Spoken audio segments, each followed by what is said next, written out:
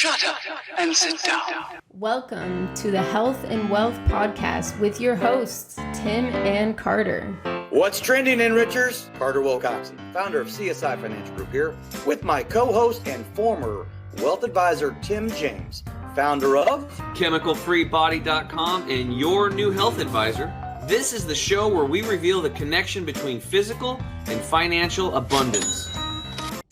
Hey, welcome back, Enrichers. Carter Wilcoxon here, coming to you live on a very unique day. This is obviously being recorded, but by the time you guys listen to this, we're actually recording on 2/22/22 at 2:22. Okay, I made the last part up, but I think it's pretty ironic that we should have recorded this earlier.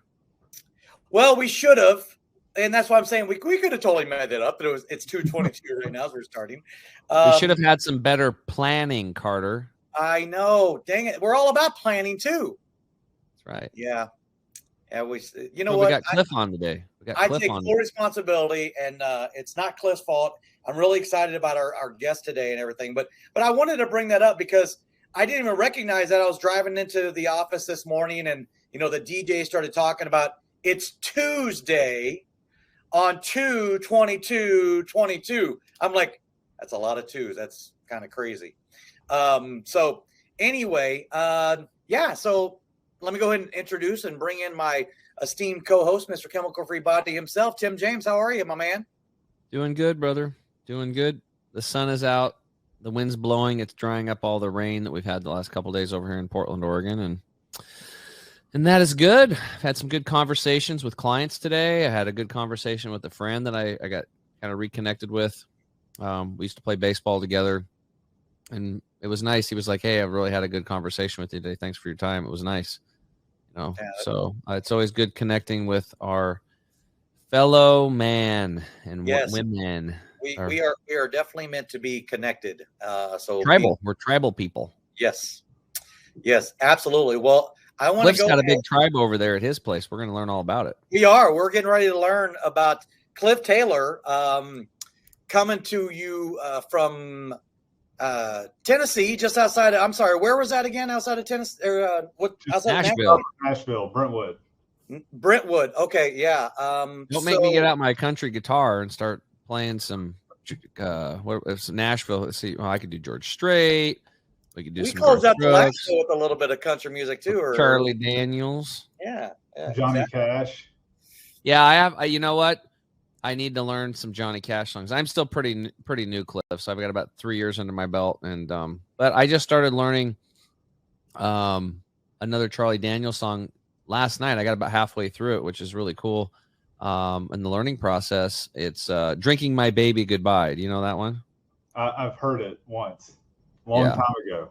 It was something I did in college, because everybody looks at me now and they're like, "Oh, Tim's like super healthy and spiritual and all that stuff." But I grew up and I was part of my environment. And back in college, somebody talked me into drinking beer, and so I would play that song.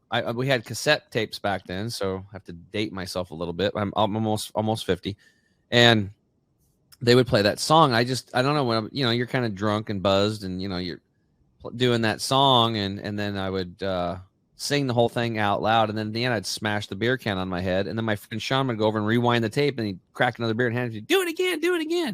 So I'd sit there and just every 3 minutes be drinking a beer, and after doing it 4 or 5 times, I'm just like gone, because I've already been drinking. So anyway, Charlie Daniels, "Drinking My Baby Goodbye." Now I'm drinking green juices. So yes, it made a switcheroo there, but it's really helped. Yeah, you did. And I don't have the dents on my forehead either. That's always good. So Cliff Taylor, TrustCore. We're very excited about learning more about TrustCore in our second segment. But our listeners, the Enrichers as we call them, they want to be able to hear, what was your path? What was your journey into coming into the financial services business? And I love this segment simply because I get to learn stuff about, advisors that there's usually a common theme, right? There was some sort of an influencer along the way, but they, at the heart of it, they really had a heart for wanting to help people. So let's go ahead and go back in time, if you will, on, what was it or who was it that influenced you to come into the financial services business to ultimately help the clients that you're working with today? Yeah, great question. For me, you hit on it, service, serving people, the root word of service is to serve others. And that's something that has always been just part of who I am. And that doesn't mean that you have to take the Christian route of that and say, you have to serve your neighbors and do all of that stuff, but just to provide a service for someone. So growing up, when I was 15, my dad said, hey, I can't pay for all the things, going to the movies with friends and, buying cool jeans that you want to buy, but I'm going to buy you a lawnmower and a weed eater and a trailer, and, you go have at it. And so that kind of started me at an early age of owning something and providing a service to someone. And so that grew pretty rapidly for me. And it was something that I really embraced, was taking the ownership for me. As I got older, I was not somebody in high school or even my first 2 years in college that was like, I'm going to be, this, I'm going to be a scientist, or I'm going to be a surgeon, or I'm going to be a financial planner. That was just not, I didn't focus on that in high school. And I knew what I was really good at, which was numbers and in the finance field. So you start whittling it down, right? You go into school and it's like, well, I think finance is going to be something that I really enjoy. And then you start just continuing to narrow. And there were some relationships that I had built in high school where two of the people that I was really close with, their fathers were partners here at TrustCore. And I thought, this would be a really cool thing. You get to work, you get to be your own boss, you get to work for people. You're not just some small person in a huge company. I'm just going to go intern here and see if they'll let me do that for a while. And it turned into this, that there were a lot of people at this firm, some of which have retired. One actually just retired back in December, who poured a lot of time and energy into me. But so much of my path, I think, was luck. I think that luck is really, it's something that happens to people in different scenarios at different times. I'm not a person that believes that, I just worked harder than everyone else and that's why I'm here, or I had this vision that this is what I wanted to do. It was just a series of things that lined up and interests that piqued me and being guided in the right direction. A story that I tell often, I went to the University of Mississippi, also known as Ole Miss to a lot of people. Rebels. Yeah. My third semester, I had an accounting professor that I'd had, or I guess in the middle of my third semester, I had him. He was in the second class. I had him, and I had made like a 100 in accounting 201, and I was on the path to making pretty close to that in 202. And he approached me and said, "Hey, I think you need to switch majors and become an accounting major." I said, "Well, I don't know that I want to be an accountant. It's just not the things I want to do." He said, "Well, go meet with the dean of the accounting school and, let's just see where it takes us." So I went and met with him and I said, "Okay, I'll be an accounting major if you give me a scholarship," because my parents were paying my full way. They turned me down and I said, "Well, if my parents are going to pay the same either way, I'm going to do what I want to do. I'm not going to come out of here and be unhappy just because somebody thinks I'm good at something." So it's a series of, little bitty decisions that you look back over time and it gets you to where you are.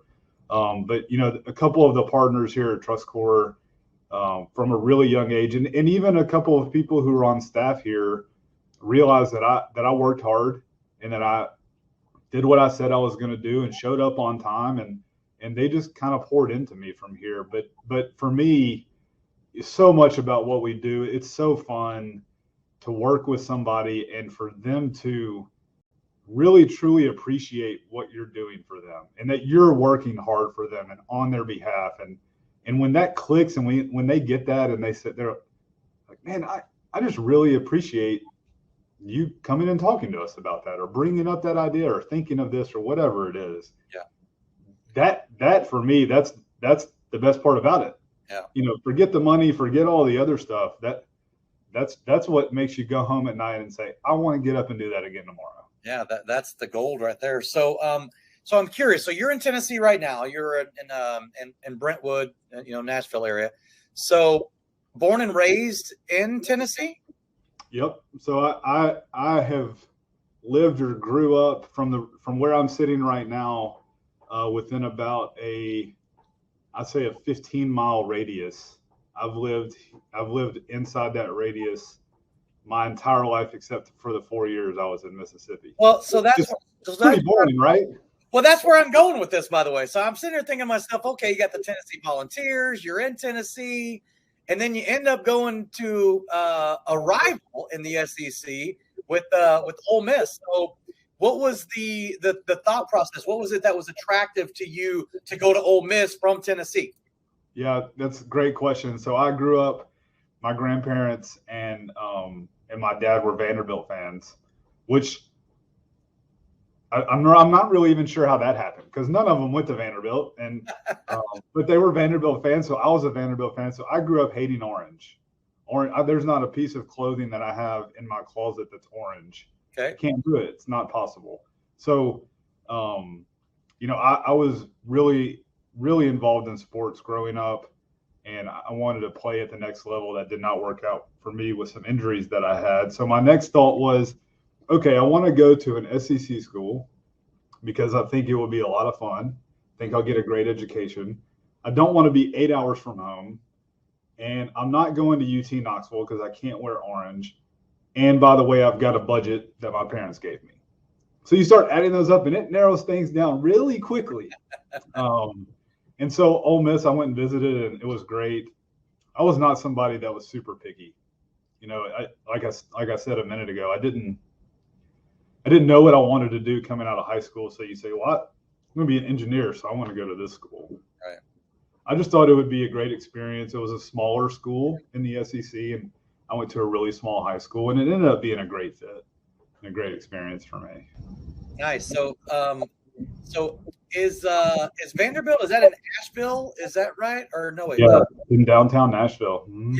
Yeah. Okay. So, but you decided not to go to Vanderbilt. Now, obviously, that's a very prestigious school. It's not cheap, and your parents are paying for it, right?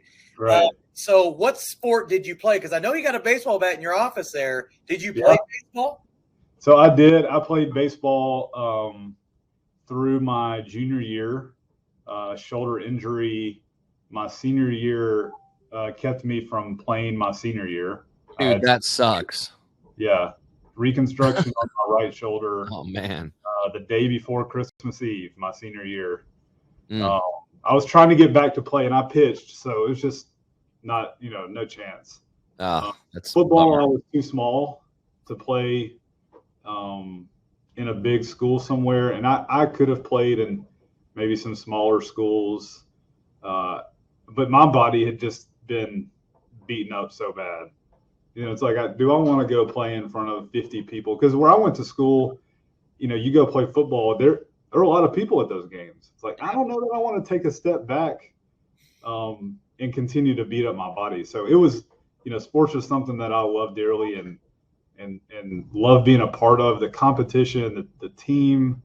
It's also why I like doing this. To me, it's competition with other firms, with people in here, and we've got teams here. I'm sure we'll talk about that in a minute, but just teamwork, it's something that is really fun for me. Yeah, well, Tim likes to make fun of me because I always bring it back to sports somehow, some way. A lot of times it's golf, but obviously baseball and everything. But I really believe that, that sports-minded, team-minded mentality is why we are so perfectly suited for the financial services industry, right? Because it takes hard work, it takes determination, it takes persistency. It is super competitive, obviously, right? And if you don't have like that type of a mentality, you'll never make it in this business, right? Mm-hmm. Yeah. Plus, you can't do it all yourself. I mean, everything from the SEC and all the regulatory stuff that you have to, compliance stuff that you have to deal with, that whole shit show. I mean, that's the reality of it. And then you've got then you run the business, and there's you have a building, and there's expenses and employees and all the HR stuff. And then you have to do research on new products and all that kind of stuff. And then you actually have to meet with the clients. There's a lot of stuff going on there. It's tough for one person sitting there going ding, ding, ding, just trying to do it all themselves. That's not even to mention like working with their attorneys, working with their CPAs, being a team player with other professionals outside of the people in this building as well. Being a therapist. Yeah. Yes. Absolutely. Yeah. You didn't know you were going to be a therapist when you got your. Hey, wait a minute! They didn't tell me how to be a therapist.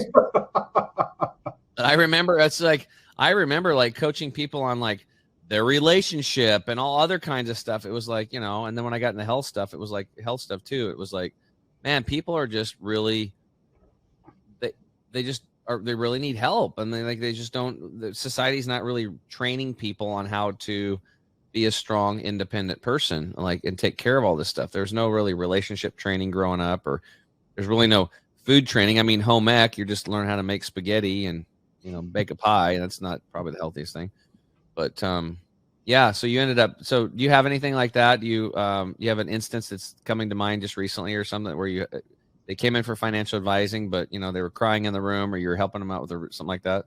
Yeah. So that it happens so often where a client says, "You didn't know you were going to be our therapist today, did you?" So actually, I have there are two people. I'm sure you've heard the phrase centers of influence. There are two centers of influence that I have that are both therapists, and they send a boatload of business our way, because what's one of the number one things that people fight about or argue about in their marriage. And so they come here and they're like, okay, we're not going to agree on it between each other. So we've just agreed to listen to you, and whatever you tell us to do, we're going to do. And then we're not going to fight about it anymore. So you're the mediator and the therapist. Yes. And it works so well, right? Because they've committed to be on board with it. And that, another thing of serving people and providing a service that I never thought would be a part of this job is helping people be happy in their marriage, because they're not fighting about the money decisions and whether, he's investing in the right stuff, or, he's spending it in a wrong way, or whatever the case may be. It's really fun to see somebody go from not in a great place to a really good place, because they know they're on track. They know they're in a good place, and they're headed to hit all the marks that they want to hit.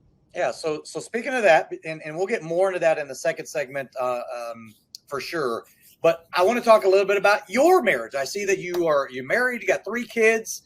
Did you end up meeting your wife at Ole Miss, or did you know her before or after that? Yeah, great question. So so I was working at TrustCore. So after my 4 years in Mississippi, I came back here.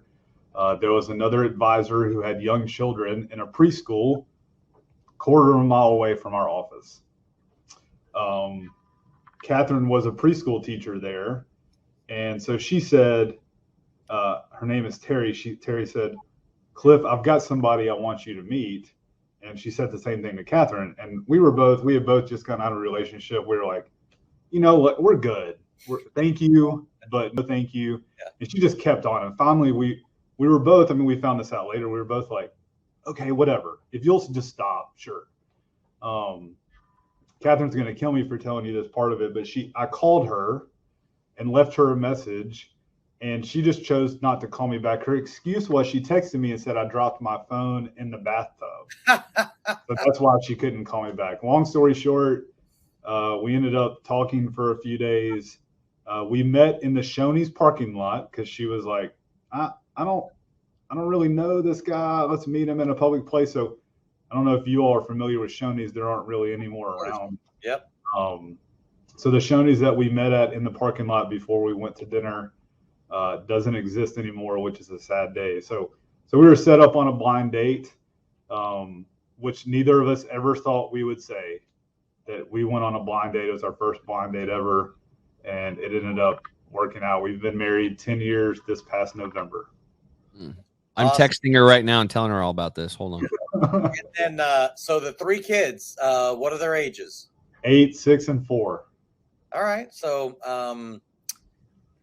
so the So you middle, guys like to, you're really an even numbers guy. yeah. That's right. I don't like odd numbers. I mean, I'm a financial planner, right? So planning is kind of in my blood. Mhm. Because you can control all those things, right? So we just said, okay, we want to get pregnant right now, and it just happened. Mm-hmm. Yeah. And then we're going to 2 years later, and then 2 years later. After that. Right. It did not. I will say that some of that was not planned. Yeah. Well, it's interesting as you're telling that story. Christina, I know that you're listening right now. That's my wife.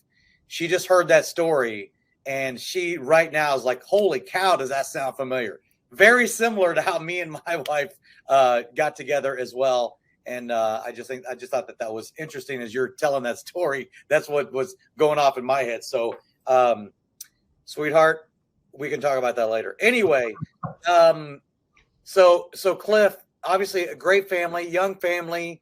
I know that we're getting ready to get into the second segment and everything. Is there anybody else that has influenced you as far as helping you? That's not maybe someone that you envy or someone that you kind of sort of read or whatever. Is there like an influencer now that you have that kind of helps you with balancing your life between financial planning life and, I mean, your own sort of like mentor, if you will, for your own therapist or to keep you balanced in between family and work life? Yeah, that's been a really big challenge for me to find someone that I can relate to, that is near to my age and what stage of life that I'm in, or someone that's been through that stage. Someone that has helped me immensely in things to think about and things to watch out for and things to not forget. So there's my middle school basketball coach here in Brentwood. He was here for 1 year, coached us when I was in 8th grade, and then his wife got a job in Atlanta, I think. Yes, in Atlanta. So they moved away. He and I reconnected when I got out of college, I think. So he's in the same industry that I am now. He wasn't obviously back then. So big sports guy, family guy. He's in Knoxville now. And so he and I, I actually owe him a phone call. He and I have texted some in the last few weeks. But Ken has been, somebody that says, yeah, that's great, but have you thought about this? Or, hey, I get what you're saying, but you need to make sure that you're spending time with your family, because this is not all that important. I mean, it is important, but it's not the end all be all. And then, oh, by the way, you need to watch out for yourself in this instance, or, just so many things and turns and changes that I've had in my career. And he's been somebody that's been a constant for me, specifically as it relates to what I come and do every day. Nice. Awesome. Well, it's obviously one of those situations that, you kind of feel like you're on an island unto yourself a lot of times, right? So, that support that you have at home, I'm sure, is probably the most influential. And, you and Catherine and the young boys and what are their boy, girl? What do you got? So it's boy, girl, boy. Boy, girl, boy. That's right. So the middle child is a girl. Yes. Exact opposite of my family. I was the middle child. My sister's the oldest of us. And I guess not exactly. It was 2 boys and a girl, but I was the middle child. So what's your daughter? I mean, obviously they're different boys and girls anyway, but is she like uniquely different? Do you feel like she's just like, there's just something about her because she's the middle child? Yeah. So she, she never got alone time with Catherine. So, we're fortunate that Catherine has been able to stay home with our kids while they're young. So because she was sandwiched, she never got that time with just her. She knows she's the only girl, and she uses that to her advantage. So to your point, like kind of when you said that, the only girl and she's the middle child, it kind of creates this explosive dynamic that she has. So she milks it. She's like this great mom and big sister to our youngest one, and then she's this sweet person to our older son. But we've known, she's 6. We've known for about 5 years and 10 months that she's going to be an absolute handful, and she's proven us right like every single day. So she kind of tests our limits and pushes on things but in that sweet like middle child girl way, right? Like I'm not going to just come out and forcibly push your limits, but I'm gonna test you and just see like what I can get away with. Yeah. So, yeah. Well, as a middle child, I know what that's like. Well, if she wasn't doing that, she'd probably be on Ritalin. There you go. That's a good thing. You got that going for you. So, well, I know that we've probably overstepped our normal time here. The hell with it.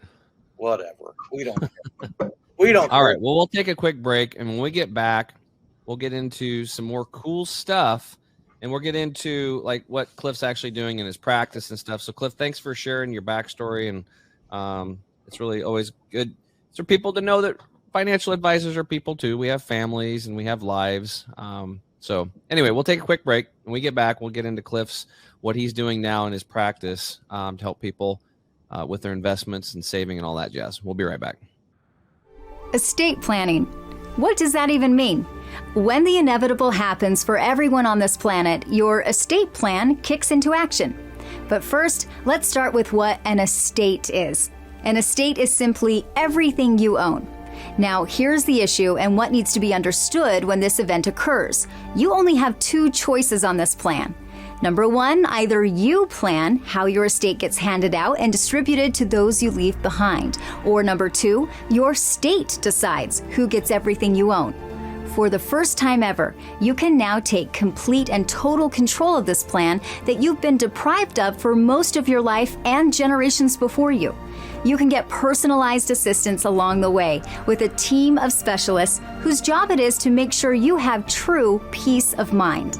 It's important to understand that estate planning is a journey, and rest assured that our team will be available to you all along the way and at every step. Welcome to eState Plan, home of the last estate plan you'll ever need. To learn more, make sure to reach out to your local advisor licensed with us or go to our website for more information.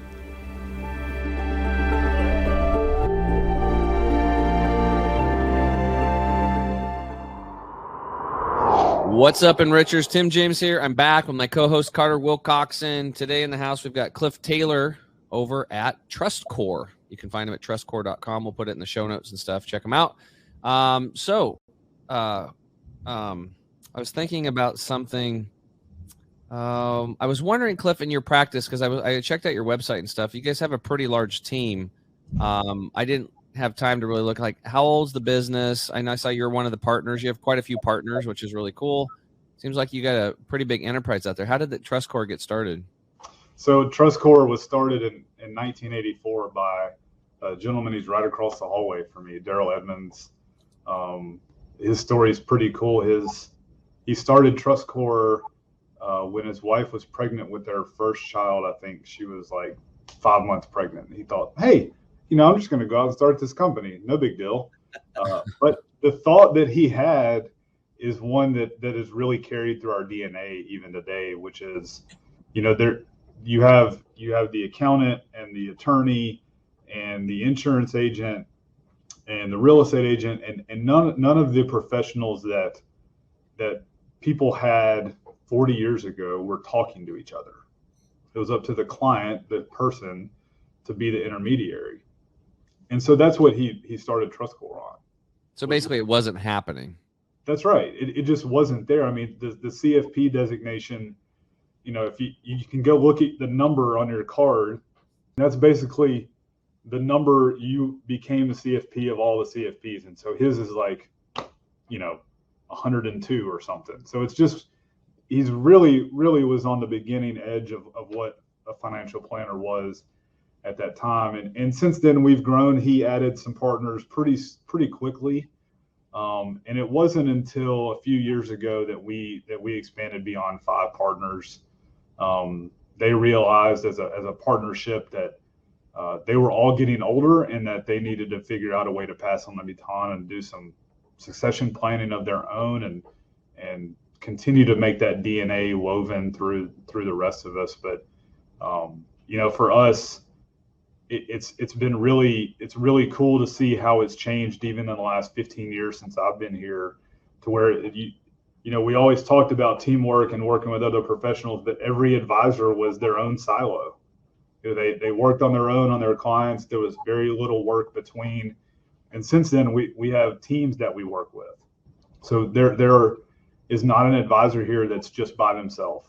Everyone has a team of a couple of advisors, and that's been a really cool story and a huge benefit to the client to be able to tell them, hey, something happens to me, or as we're working on something, working through something, you've got multiple eyes and multiple brains, involved in your situation and in your plan. Yeah, it's like the mastermind principle. You guys basically created these pods, and 2 minds or 3 minds are better than one. That's right. Mm-hmm. Different experiences. That's cool. I could see that being a huge advantage. Yeah, it is, and because not everyone thinks the same either, right? So you have one advisor who may think one way, another advisor thinks at it differently, looks at it from a different angle, and we have really good conversation and dialogue, and sometimes arguments about what we should do or how we should handle it. And it creates a really good nurturing environment where we can work. And we're continuing to try to build that out from a standpoint of, now we don't want our teams to be siloed.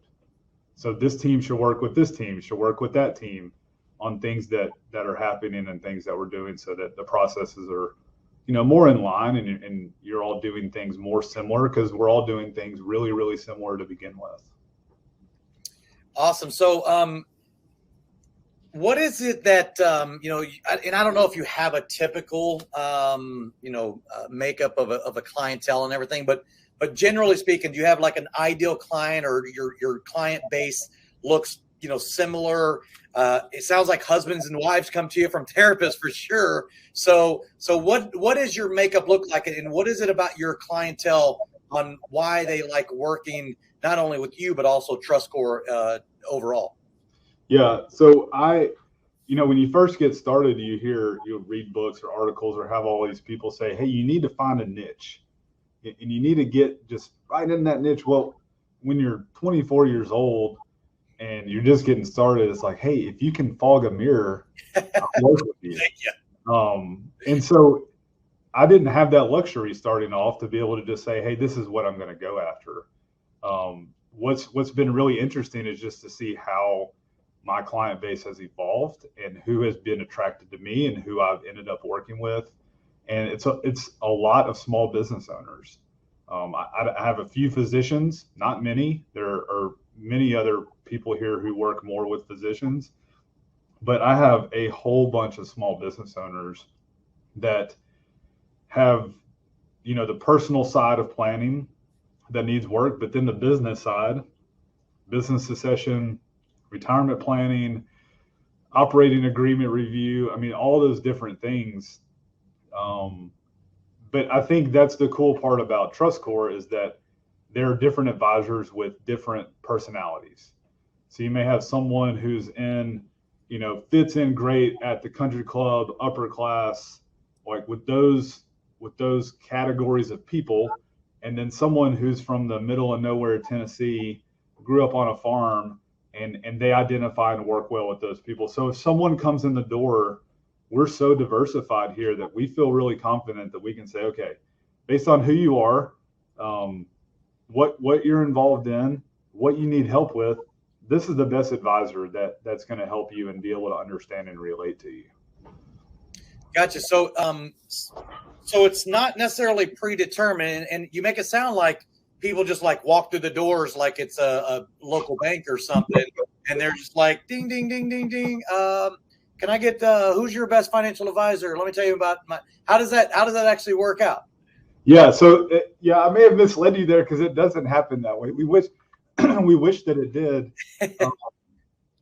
So much of what happens is you have people who run together with other people like themselves, their friends or colleagues.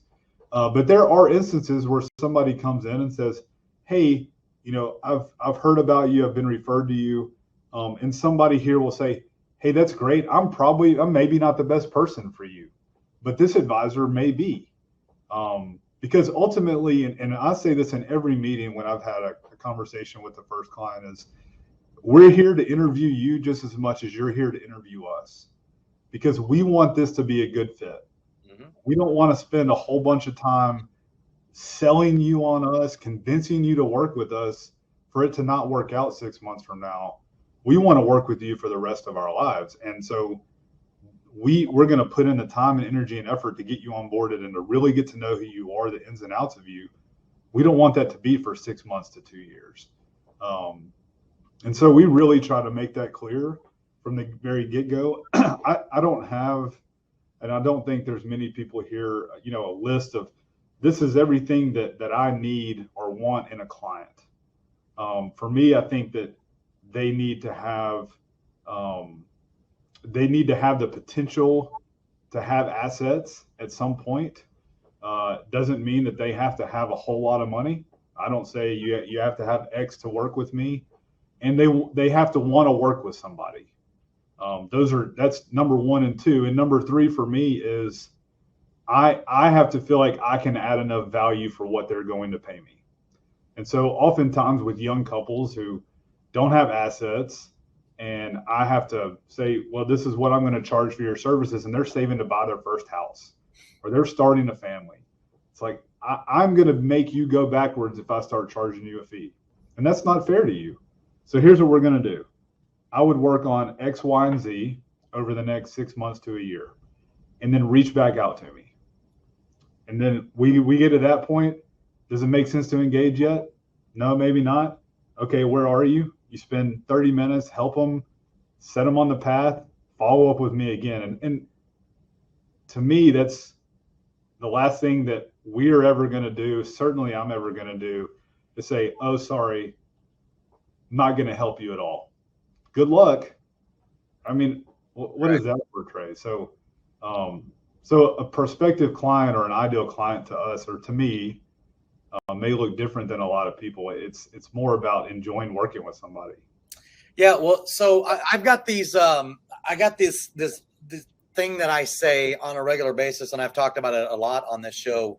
And, when we work with different advisors, obviously through my 2 different companies, Epic Services Company and CSI Financial Group, I talk to advisors like, you should start at least from your own perspective of trying to create as many 4A clients, as I call them, as possible. And that 4A stand for this. They have to have the right attitude with the right aptitude with the proper assets who can become advocates for you, right?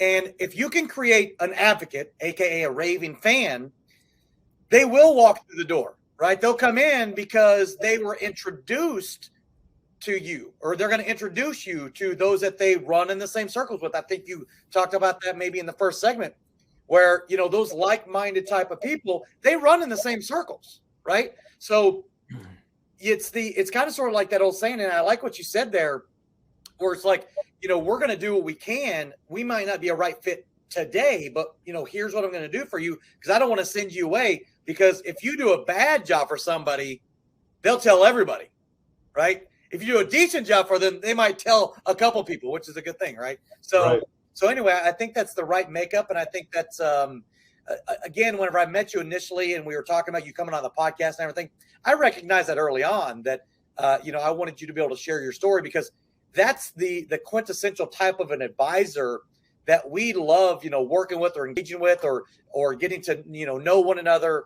or whatever the case may be. Those who really do have a heart for transforming somebody's life and making an impact on their future, right? And you don't have that if you don't have a servant mentality. It's impossible, right? So, your core, your TrustCore beliefs, if you will, they're right in line. And I would imagine that your founder that originally started the company while his wife was 5 months pregnant. Interesting story, by the way. I'm sure that runs through the veins of your company, and why you probably love coming to work every single day. Yeah, absolutely. Our compliance officer, which, compliance officer will joke with her and we'll say, she's got that button on her desk, the no button, right? So it's just like always no. You ask for something, no. Can I get coffee? No. Whatever it is, she's saying no. But she made a statement a really long time ago, and we were maybe going through an audit, or we had just finished up one, and she was kind of giving us the report, and she said, I truly believe that the people that come here every day try their hardest to do the right thing all the time. And we're not perfect. No one's perfect. And people are going to make mistakes. And there have been mistakes that have happened here. I've made mistakes.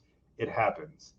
But it's really fun, and it's really comforting to come to work with people who show up to try to do the right thing and the best thing for the clients every single day. It just removes this piece of your mind and your brain and your shoulders and your worries to just not have to think about, well, is this guy over here doing this, or someone over here doing something that they shouldn't be doing? Because as you know, there's a ton of liability, and there's a lot that can go wrong, even if you are doing it right. Yeah. So that's you're right. That's what makes it really fun about coming here. Yeah, that's why. That's why a lot of these businesses are in business, that are selling you E&O and D&O and all those different, omissions, insurance or whatever, because just in case, right? But if you're doing the right thing, if you have that mentality of doing the right thing, you're going to win a lot more than you're going to lose, obviously. Right.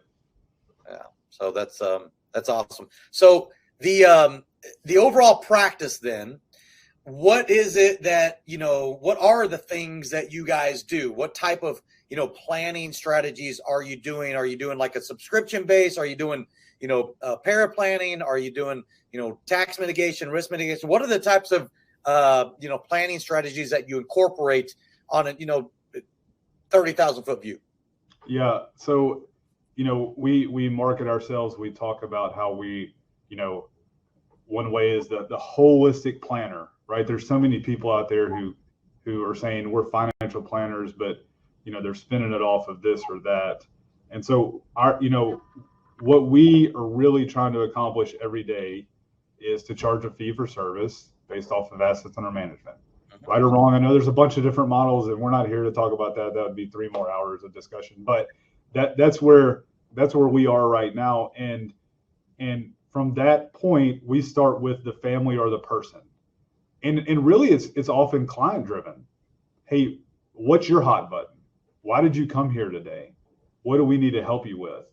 And then as we download them and we understand them and where they are, then we start bringing in different ideas. I think we do a really good job of starting at the high level and digging deep, working on estate planning. You have, obviously last year at the end of the year was something that everybody was rushing to get done because they thought the state tax law was going to change the federal number, and then it didn't. And so you have all this work and all these conversations you started. But something that we work on internally is trying to educate ourselves on all the different avenues on a regular basis. So, estate planning strategies, tax planning strategies, understanding the details of an HSA and how that can benefit your client. And so we try to be very, very thorough. So when I said earlier, we're investing a lot of time and energy in you, Mr. and Mrs. Prospect, that's so true.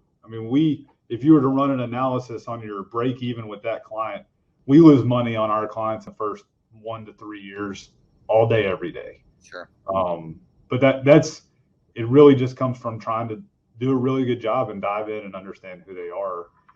So I guess if I had to pick from what you said, it would be a D, check box D, all of the above. Okay. Something that we work on.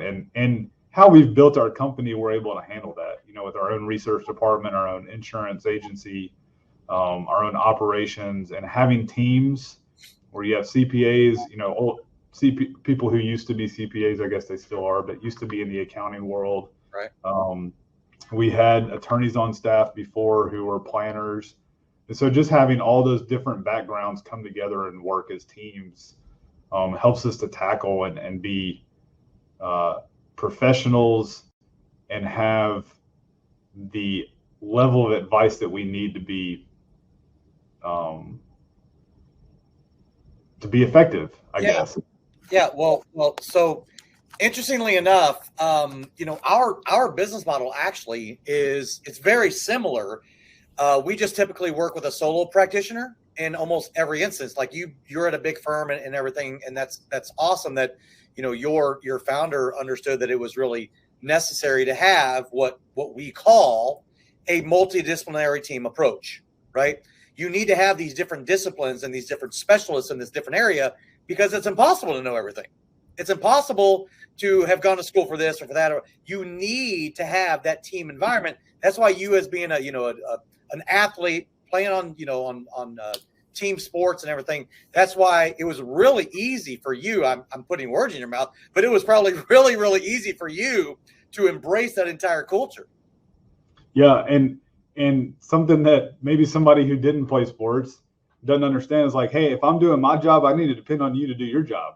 Yeah, or this is going to fall apart. And it's a really good point. The multidisciplinary teams that we have, something that we've actually started in the last, I guess, starting in January, is we've kind of divided up and split teams in a way where our goal is to be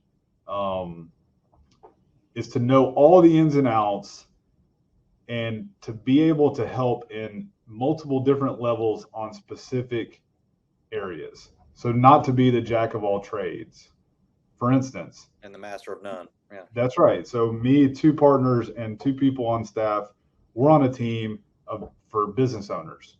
So if we know anything and everything that a business owner may need help with, and there's another advisor who was on retirement plans that gets a client that's a business owner, they can come and say, hey, I need your help with this because you all know it all about this, but I don't. So can you help me? Mm-hmm. And so we're working on those verticals and really just identifying the fact that, hey, maybe we should know more about each of these and be even more in depth about what we know and how we plan for people that do this and uncover strategies and those types of things, just to try to continue to be best in class. So that it's interesting that you say that because we've just literally started that about a month ago. Yeah. Well, it's one of the things that, I've been 20 years working as an advisor to advisors and recognizing, a lot of the necessary tools, the necessary teams, specialties that are really needed for, we'll call it the mass affluent, really the underserved market. That's what we work a lot in that area. A lot of our advisors throughout the country work in that mass affluent area, right? That, 500,000 to 5 million that are typically very, very underserved. And we bring an entire ecosystem to them.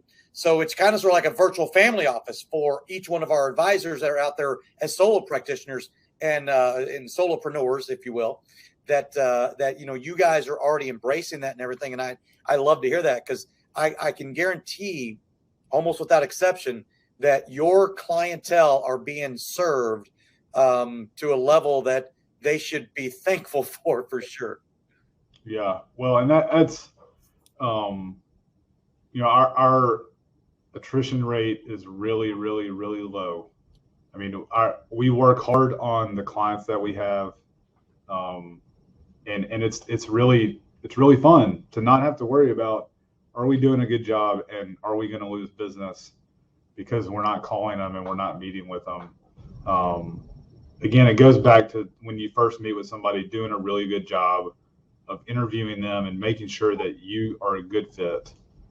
We don't always get that right, but oftentimes we spend a lot of time and energy at the very front end making sure, and just being upfront, right? Like, hey, here's our proposition, and we would love to work with you, but we're not going to convince you.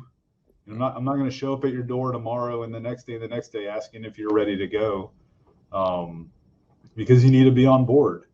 And I think, I won't be ignorant to say that every one of our clients is so happy and thinks they're getting so much value, but I think that a big majority of them really are, and they're really happy. And we even ask them, what else can we be doing better? Yeah. What are we doing a poor job of? What else can we do for you?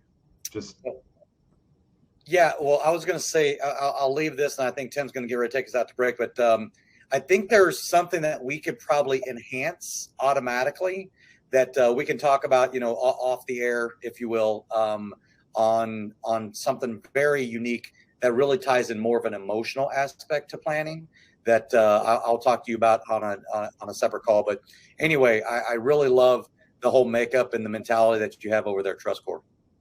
Great. Thank you. Thank you so much. It's a great place to work. Yeah. Well, good stuff, guys. So we'll take a quick break, and when we get back, we'll flip the script and let Cliff ask me anything he wants about health. We'll be right back.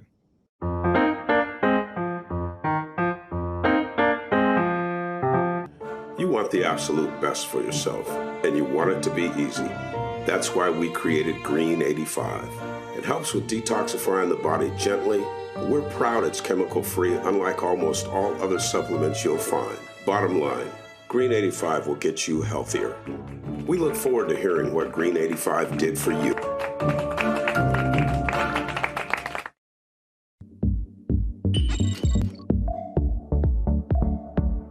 To get this product and our other amazing products, go to chemicalfreebody.com. That's chemicalfreebody.com.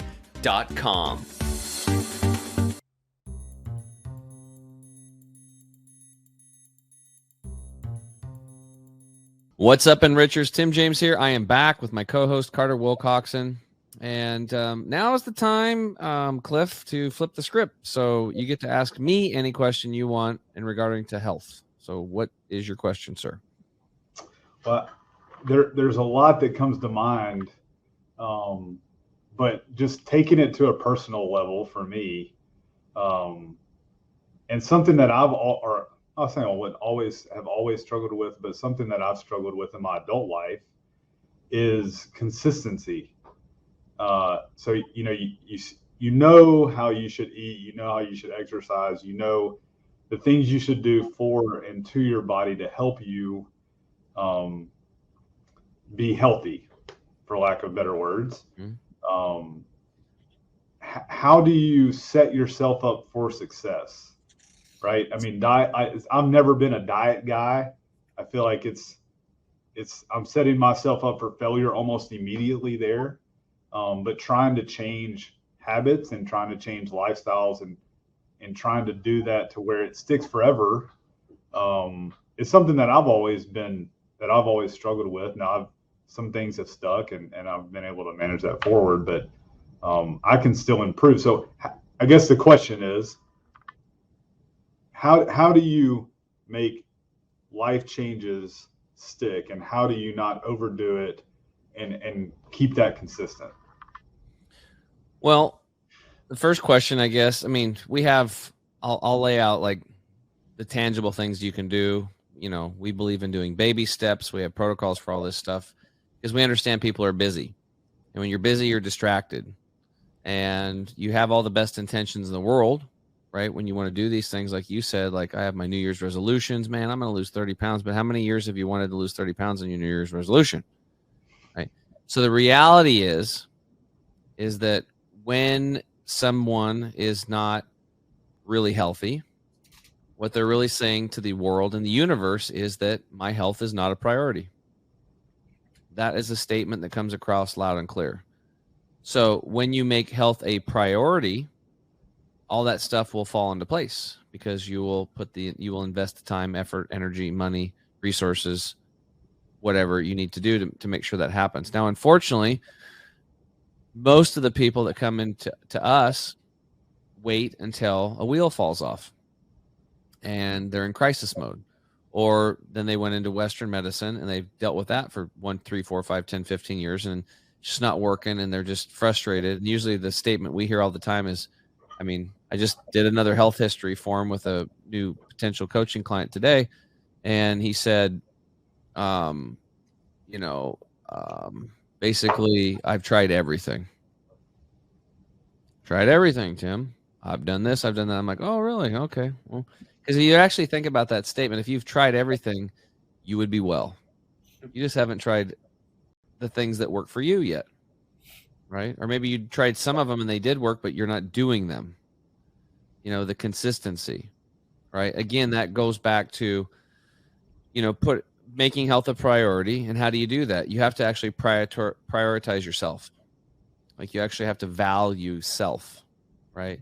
And sometimes for parents, it's easier working for them because they put themselves last, they take care of the kids, everything else. So what we do with parents a lot of times is we put more of the value, even though we're trying to get them to put themselves first, we explain to them why, because you're actually setting that example for your children. It's monkey see, monkey do. Your children are watching you. What are you doing? How do you and your wife communicate with each other? Is it nice and pleasant? Are you yelling? Are you operating out of, the bad self and the bad other, as it's called? Are they're watching you? What are you, what time do you wake up? When do you go to bed? Do you watch television all day, or are you reading books? Are you studying? What kind of foods do you eat? Do you put much attention into your food? Do you grow anything at your house? Is it all store-bought? Is it all processed? Kids are just products of their environment.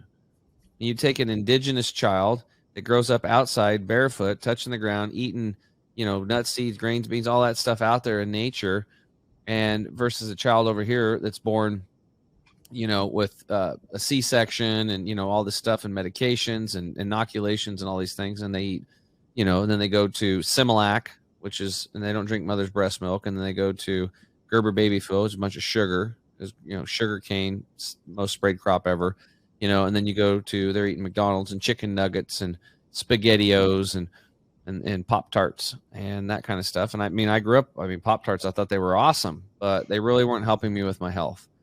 So the two differences between those two children is really their environment, right? So what's it going to take to make your health a priority? What would you say that is? Why are you not putting are you saying that, do you consider yourself putting your health as a priority, or are you not prioritizing your health? It's not high enough of a priority, right? So there are things that I do that keep me close, but there are plenty of things that come before it, right? So you say I ran out of time to do meal prep, or to get to go out of the way to eat something that I should, because I didn't have time to do that. So I settled for something quicker, or I didn't have time to exercise today because of all these other things that I put before it. So it's not a priority to me, obviously, or those things wouldn't come before it. Right. So this should be a really easy concept for a financial planner, right? So tomorrow, if you're going to breathe air, wouldn't you want that input to be good air? Mm-hmm. Especially good air in the home for your children. Would you, if you're going to drink water, because your body's mostly made of water, tomorrow and the next day and a week from now and 10 years from now, wouldn't it make sense to get your water right? And if it's not, make sure it is, and learn about that. Excuse me. What about the food? Are you going to eat some of it tomorrow? Plan on it, yeah. Okay. What about the next day? Yeah. Probably going to eat some stuff. So if you don't have time for it, but you already know it's going to happen, right? So it's just getting ahead of the curve just a little bit. It's like those clients that you look at, they're struggling financially. Like, just hire a freaking planner, dude. We'll help you. We'll help you plan your financial future so you can accomplish what you want. So they get some help there. But the reality is they still have to do the work, don't they? You help them out, you facilitate, but at the end of the day, they have to do some of the heavy lifting when it comes to financial planning. They're the one that has to sit down and do their budget and check and make sure all the bills are paid, check that, boom, boom, boom, out goes here. They're putting the money in this savings account, they're doing that. Hey, what is it we can cut out of our budget that we're not using? Well, God, Comcast. I mean, we need the internet, but we don't really watch movies that much. We're spending an extra $49 a month just for 87 channels. And do we really want our children watching this? No, X gone, right? So you're helping them with that kind of stuff. So it's just basically taking the same approach. So we're kind of health planners, I guess, as you would say. So what we help people do is plan out their health, plan out like when they're going to go to bed, how they're going to go to bed, when they wake up, how they're going to wake up, and foods and all this stuff. That's the easy stuff, but there's emotional components attached to these foods as well. And that's where we found in our coaching, I was surprised. It's over 60% of the people that I've coached, and I've led over 600 people through this process, one-on-one, this transformational process, is that there's some deep emotional stuff, typically from childhood or a death or a trauma or a relationship that broke up that you didn't want to break up or whatever. And people are carrying this emotional baggage around. They're using food as a dope to push it down. The emotions, they're always trying to come up to heal you. But no, eat. It's kind of like the girl breaks up with her boyfriend and she eats a tub of ice cream. Right. Using food as an emotional deal. Right. So some steps to do, man, are just really simple. Is having that awareness first, that little planning's involved. I'm going to have to raise my priority, because otherwise what's going to happen, and you look pretty healthy overall compared to most people we see. But the reality is like I've seen people that are really looking fit on the outside, and then 6 months later they call me and they're like, I've got stage 3 rectal cancer.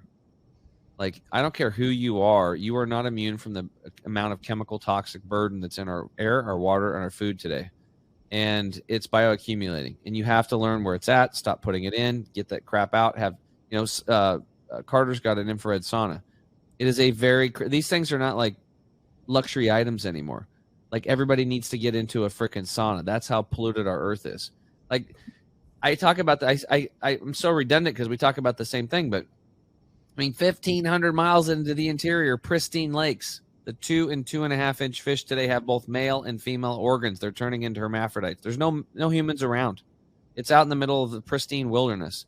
Why are they turning into hermaphrodites? Because of the high amounts of estrogen mimickers from plastics that are in our ecosystem today and in the water. Our rain, over 70% of the rain is acid rain. 74% of our rainwater has glyphosate in it, which is a herbicide that kills plants. It's in, it's main ingredient in Roundup, right? An herbicide. And that disrupts our hormonal system big time. So we have to be intelligent systems, and we have to recognize and sense that, okay, we have a problem here. And as a parent, like, we don't want to put if you see your kid and the 3-year-old, he's waddling down towards the street and it's a busy street, you're not going to just be like, oh, he'll figure it out. No, you're going to run over there and grab your kid and yank him back. If people understood what these chemicals are doing on a cellular level to their body, they would stop using like Glade air fresheners. They wouldn't paint their homes with toxic paints that leach for 4.5 years, and you're breathing that crap in. I mean, we would pay better attention to our inputs. Your toothpaste wouldn't say harmful if swallowed, please contact the Poison Control Center. And neither would your children's. Yet we're brushing our teeth with it every day. Fluoride is an example, a byproduct of the aluminum industry. We've been convinced by marketing agencies that it's good for teeth. And it's just like, nobody stops and thinks about this stuff. Or drink milk. It does a body good. Well, milk does do a body good if you're drinking your mom's breast milk when you're a baby. But why is our species the only species that's drinking the breast milk of another creature? Why are we doing that? And why not a giraffe or a hippopotamus or a lion? Why cows? Because they're big and they're docile and they're easy to handle. That's why they produce a large volume, and then they can grind them up and turn them into dog food later. And while they're having babies, they can spit off the little babies, and then as soon as they're born, they send them off, and those become veal, right? Because you want to have a fine dining restaurant experience. You want to have your tender veal, right? Horrible. We live in a really bizarre world today. So we really need to reconnect with nature. We need to learn about how polluted our world is today and get that awareness. And then we got to start it's really simple. It's really not that hard. Stop putting the stuff in, take your buying dollars, stop buying crap that's polluting you, your family, and the planet, and buy stuff that supports you, support those companies. And then, and then get some good nutrition in you and clean up your body. I mean, it's really, and then reduce your stress. So we always talk about the same things over and over. Reduce stress, replace what's missing, the nutrients, and get the toxins out of the body. You do those 3 things and you learn how to do those very well, and your body's going to repair itself. It's going to come back. Your immune system's going to go up, which is very important today. It's always important. Your mental clarity, your energy is going to go up. Like literally, you might be drinking coffee because you like it, but most people don't realize that most of coffee is it's got a lot of mold in it. The way they're growing it and taking care of it, there's a lot of mold, and it's highly acidic, right? And it's sprayed. So if you're going to drink coffee, make sure that you're drinking it shade grown. It's more of an alkalizing type of a coffee. And then maybe you'd want to put L-theanine in it, which is something that helps to buffer it. Like if you have green tea, L-theanine comes with the caffeine, so it's got natural thing there, so it's just not going to freak you out, right? Same thing with matcha or yerba mate. So you start doing this stuff, and maybe you're just drinking coffee because you like the flavor. But usually what happens, I used to drink coffee. When you have so much energy and your taste buds change because you get your body clean, most people, I would say probably 80 to 90% of people that are coffee drinkers, I'm not trying to scare people, but they don't want it anymore. They don't need it. Like, you just don't need it. It's become this habit. It's this kind of this adult thing to do. It's like when you're an adult, you read the newspaper and drink the coffee and, do your thing. It's like, it's just like this. It's a really habitual thing. And don't get me wrong, but, if you're drinking coffee and it's got, creamer and all these flavors in it and frappa whippuccino deal, you're having dessert. That's what you're having. You're having coffee, you're having a dessert, right? And there's more sugar in that deal. So how do you do it? It's baby steps. But the most important thing is like freaking putting yourself as a priority and realizing you don't want to be like what's happening to everybody else. 50% of us are dropping dead of heart disease. In 25% of those cases, literally dropping dead of a heart attack.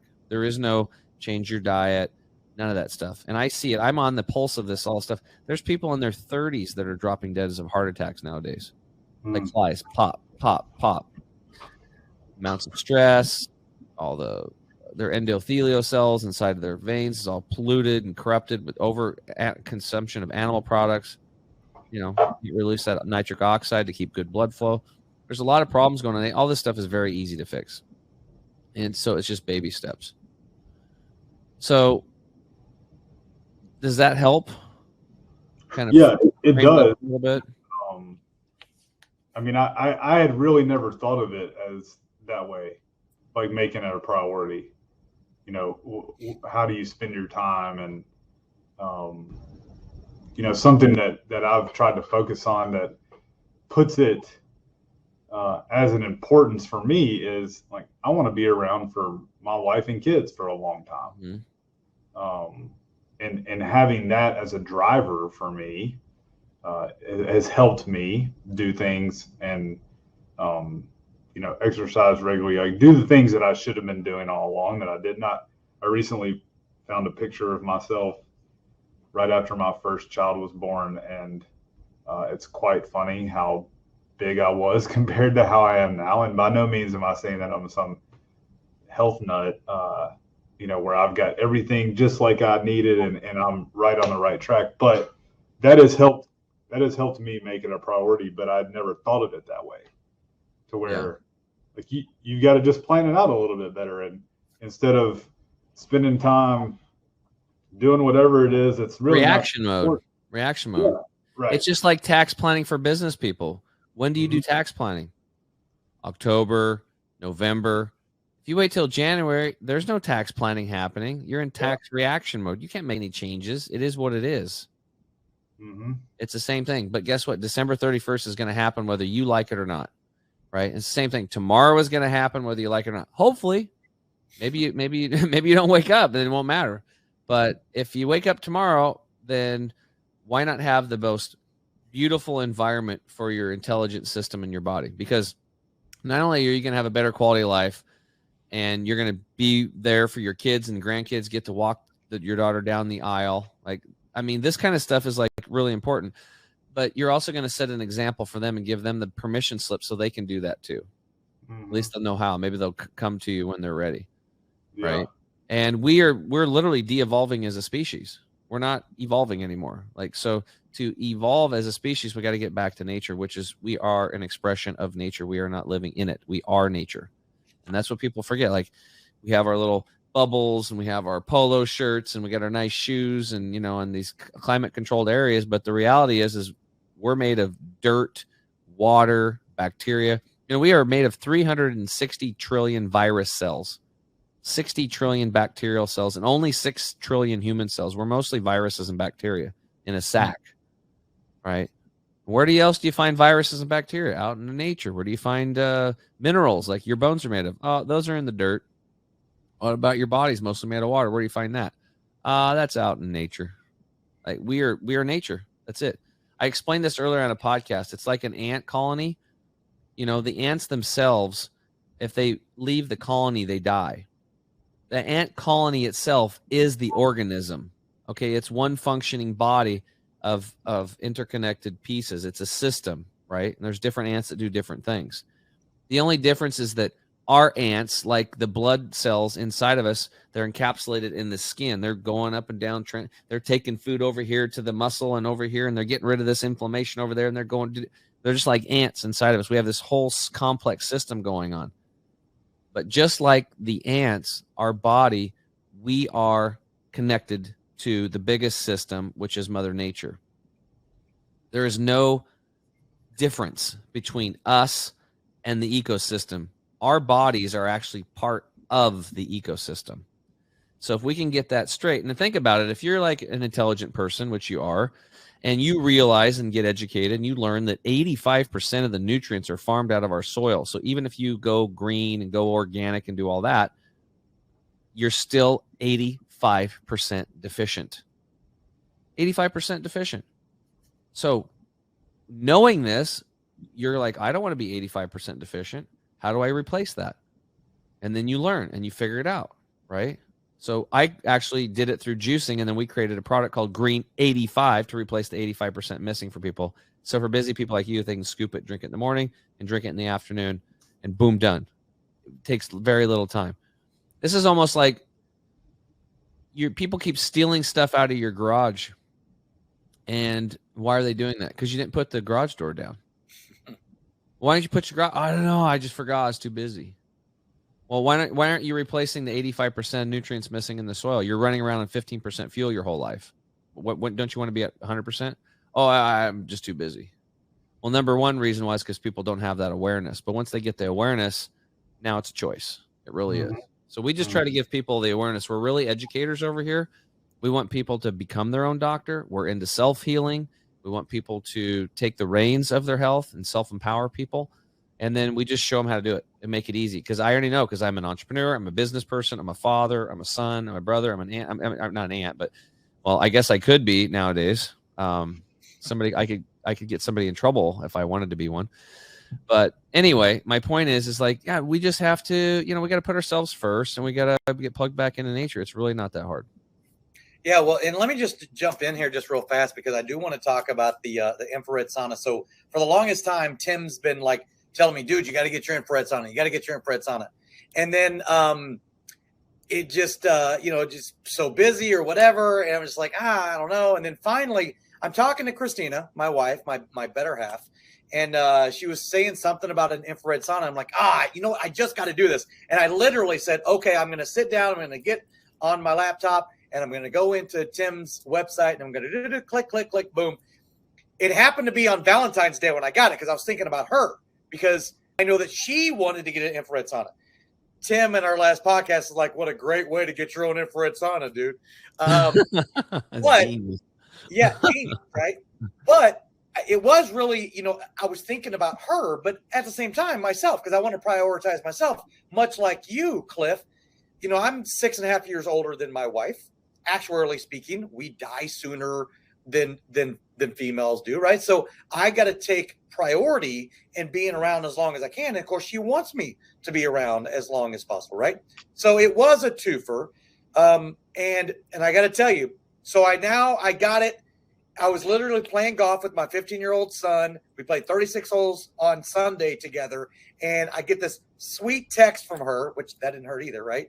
I get this sweet text like, oh, my goodness, you're the greatest husband on the face of the planet. This thing, I can't wait.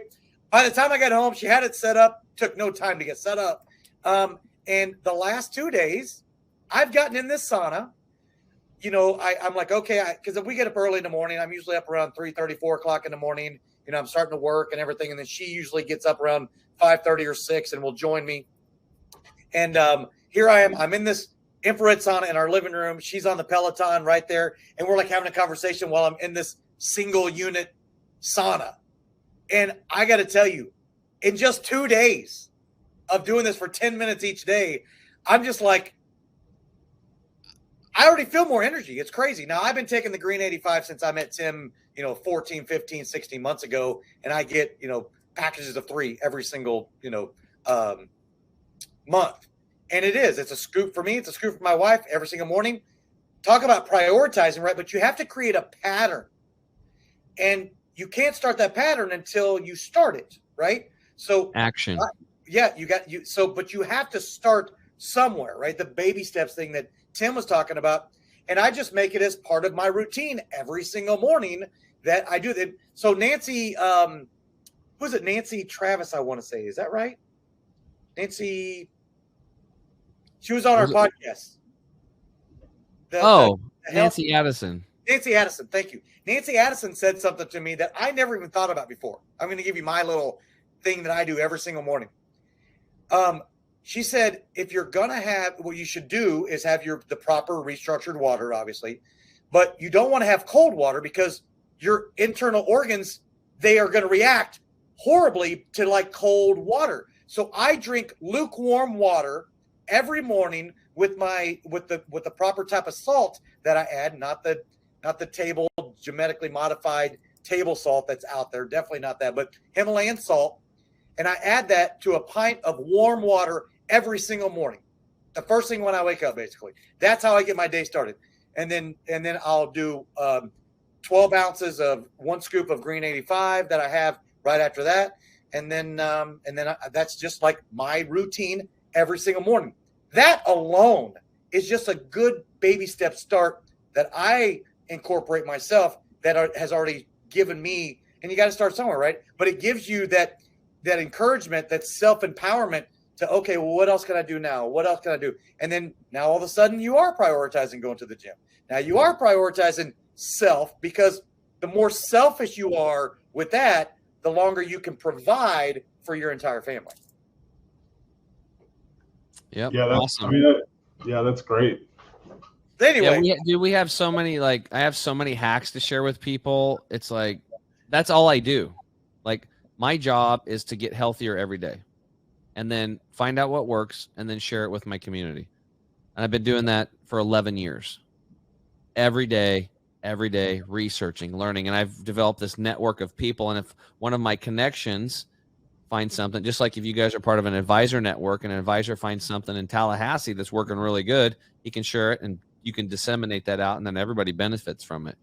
So I have a whole network of people that actually run large clinics in the health field to, registered nurses that are doing health coaching themselves, to different types of healers and stuff. And if they share something with me and I try it and it works, then I bring it into the lifestyle, and then we share it with people. Like, I've been doing infrared saunas for 9 years. I'm a dealer for another company, big wooden box company. They're awesome. They got great ones. But when I found this little sauna, it's like 6 to 9 times better. They literally broke a natural law. They broke a natural law. It's like breaking gravity. Okay, imagine that.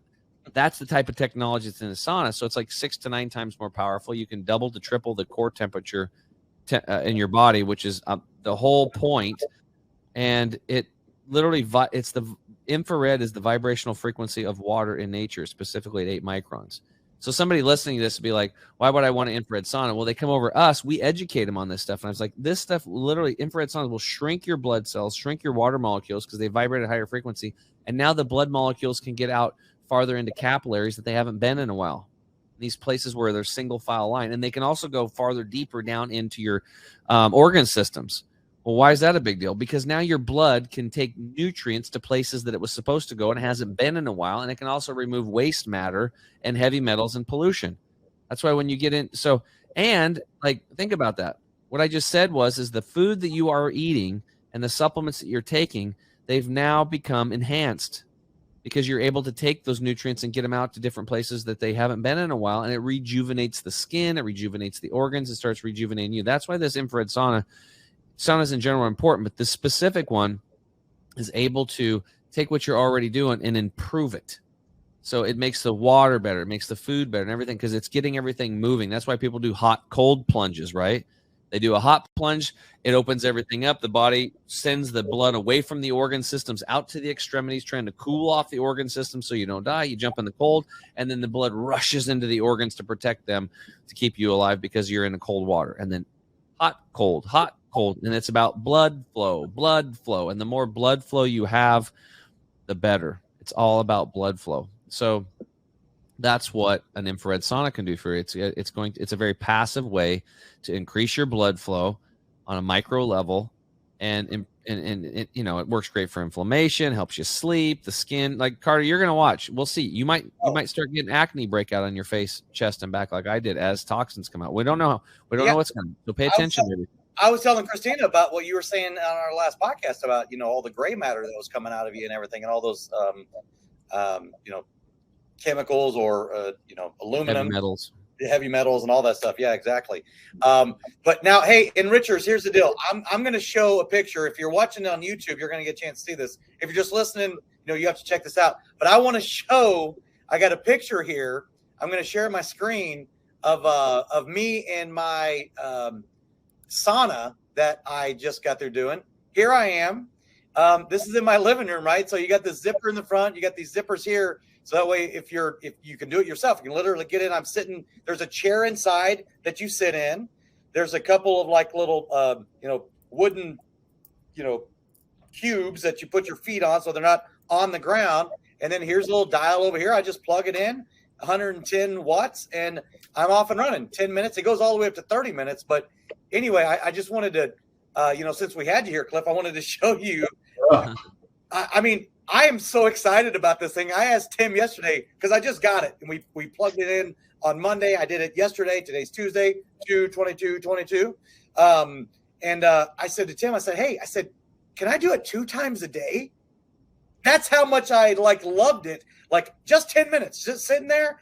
And of course you get a chance, just relax. You just kind of unplug, literally sitting in there. You're unplugged. You can't do anything. You can't watch anything. You can't, you know, you're just like this morning, Christina on her, when she got in after her Peloton, you know, of a 20-mile ride or whatever it was, she got in for 12 minutes, 15 minutes. And she actually had her ear pods in, and she was just listening to like relaxing music as she was in the sauna, right? Just like, Yeah, we try to get people to multitask with it, as far as you're already in there, and a lot of people are not taking time to clear their mind, you know, AKA meditation, breath work, any of that kind of stuff. So we have people do that in the very beginning, and then it finally gets to a point where it's so hot, you're just like, you know, you're just trying to be cool. And then now what I do is I'll unzip it and I stick my head underneath it, and I do most of my time. I have my head underneath it now, but you got to work your way up to that, because it's like in the beginning, like 10, 15 minutes is like a lot in the beginning. This stuff is, and for older people or little kids, there's 2 processors, one on each side. That's what Carter's putting his feet on. You just turn on one of them for somebody who's older or a little kid or something like that, and then kind of work their way up. So there's a 2-stage there, and you just flip the other one once you want to take it to another level. But I just went in 2 right out of the gate, and because I've been taking a sauna for 30 minutes for 9 years every day, pretty much. But yeah, dude. So just like you, like, people come to you because once they trust you and they know that you know your shit when it comes to investing, and you're not going to do them wrong, right? You've done it yourself. You've got, you know, success. You have a track record, and they trust you. So they come to you, and then at the end of the day, it's their decision, but you can lead them to it. Like, you can come and you can learn about the saunas, and you can learn about the vibrational frequency and all the stuff that I just spoke about in the blood flow. But maybe in the beginning, you just need somebody that you trust, right? So that's what I try to do. I try to be educate through it, becoming an educator. People can just trust me, and they're like, look, I've tried all these different saunas. This is the one that I recommend right now. Now think about it. I had a $5,400 sauna in my home. And when I tried this little $1,900 one, and that you can also get it for the silver unit for $1,400, same processors, I had to change. I sold my $5,400 unit. So I do what's best. And I had a dealership with the other place. I didn't have a dealership with, and I asked him, I said, can I get can I be an affiliate? Or he's like, no, we don't do that. And I'm like, damn it. Well, I have to promote it. So I started promoting it anyway. And then I got on a huge podcast or two, and he started getting all these orders, and people were dropping my name. And he called me up. He's like, what are you doing? I'm like, I'm telling people about your product. I have to. I had no financial incentive, because you have to be like a medical clinic or something to do his devices or whatever. And he offered me a dealership basically. So I'm able to sell them now and make a little income off of them. And I actually was able to negotiate a $25 more bigger discount code for people, because normally it's 75 off. We give them 100. So, which is really cool. So that's what it's about. It's being the trusted advisor. You don't have to know all this stuff, man. I'm just saying this for you. Like, if you want, we can help you out, make it easy for you. And then you can go deep down the rabbit hole like I have, as much as you want. But in the meantime, it's just like, how do I get started? Well, just try a couple of our products, get yourself a sauna, just some basic things, and you'll start seeing awesome results. And then you're like, okay, what else? And we'll just keep handing stuff to you. Try this, try that, try that. And you can just slowly baby step your way. And then 6 months, a year from now, you're going to have a completely different infrastructure in place to support your body. And it'll just work for you. Yeah, it's kind of like you've blown my mind in the last 20 minutes. There's so much of that I don't know, or I don't think about, or no one's educated me on that. And I mean, for me personally, you would think that would be with a lot of people once your eyes are opened. So last night, Catherine was talking about how she was watching this documentary on the Boeing 737 and how, the company is trying to be more profitable than they used to be, which means they're cutting some corners. And she's like, I don't want to fly on a Boeing 737. Well, without that information, she doesn't have that opinion, right? With all of this information, you're like, oh, I didn't even realize almost 100% of all the things you just said. Mm-hmm. So you start to take that and you're like, okay, well, maybe I can't do everything he just said, but with baby steps, this stuff seems pretty important, and I should look into it farther. So I think you're right. Like the education piece of it. I mean, shame on me for not turning it around and say, hey, I tell people they need financial planners. Well, Cliff, you can't do it all for yourself all the time. So why don't you have people help you, and you can delegate things to them, just like you ask other people to do. Right. Yep. Yeah. And who benefits? You do. Yeah. Right. Yeah, you do. It's That's the pretty thing about simple. it. Yeah, it's not as if you're not going to benefit yourself. I mean, you absolutely are. And, and I know we're winding down in Richards. And by the way, thank you for staying with us, for this entire episode, because we've got, Cliff definitely engaged and thinking more about, and the reason why I got so deep in that, Cliff, is because I remember what it was like when I had really young kids, right? Which is where you're at. My kids are, 15 and 18 now, but I was always at, the priority was trying to, make as much money as I could, because I wanted to be able to have them have things I didn't have as a kid and stuff like that. But you have to remember that without you, I mean, it doesn't matter, right? So the priority became simple once I recognized that I needed to make it a priority, right? And just by simply doing that, now I've got a great partner, my, in the foxhole with me, with my spouse.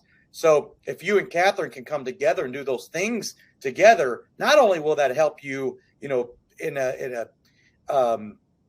health conscious way, but it'll help your marriage. There's no way around it. That's just what, and I'm not saying there's anything wrong with your marriage, but sure, you can always have a better, whatever it is, right? And any type of relationship can always be better. And if you're doing it together, I can guarantee that it will. But in Richards, here's the thing. We started this podcast, the Health and Wealth Podcast, and we end on this segment because without your health, it doesn't matter how much money you've got. It does not matter. So that is why we end with the health segment with Tim James. And whenever I met Tim, it was the very same phone call. I don't know if we shared this with you before or not, Cliff, but during the very same phone call when he's telling me I should just start my own podcast, and I learned about his journey to self-healing. I'm like, dude, how about we start our own podcast and we'll call what we call now the Health and Wealth Podcast Show, right? So anyway, I love doing this show with Tim because I get to get this benefit every single episode. Take advantage of this episode that you're on, Cliff, and learn these things that we're sharing with you, because they will benefit you in your practice. It'll benefit you emotionally. It'll benefit you financially. It'll benefit you on a spiritual level. Everything will increase, and I will absolutely guarantee that. And baby steps is the way to do it, right? It can become overwhelming. Everything we've been talking about, that's a lot. Well, it's overwhelming when you start talking about financial planning too. But you got to start somewhere, and baby steps are the best way to do it. Yeah. Awesome. Anyway. Cliff, thanks for coming on today, brother. Yes. Yeah, thank you so much for having me. This is I was expecting great things, but it's been better than that. So this is awesome. Nice. And Carter can connect you with me if you want to chat more about stuff. So yeah, absolutely. I would love that. Yeah. Well, we're always here to try to exceed expectations. That's for sure. So we really do appreciate you being on the show. So, hey, enrichers, thank you so much for joining us for another episode of the Health and Wealth Podcast. To be able to see all of our previous guests, our wonderful guest, Cliff Taylor today from TrustCore in Brentwood, Tennessee. We'll make sure that in the show notes you get a chance to learn more about him and his practice.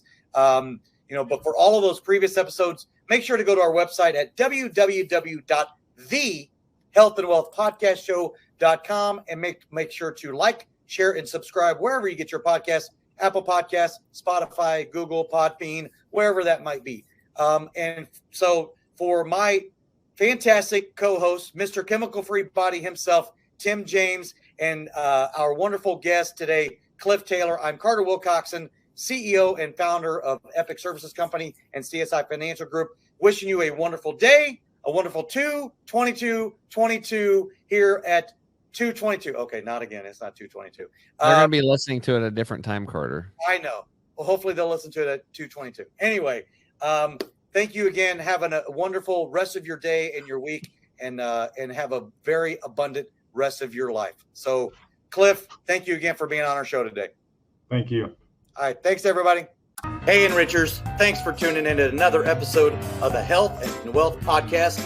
I'm your host, Carter Wilcoxon.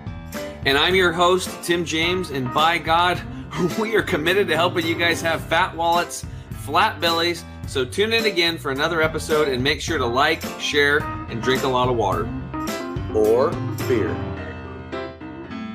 You have just listened to the Health and Wealth Podcast with Carter and Tim.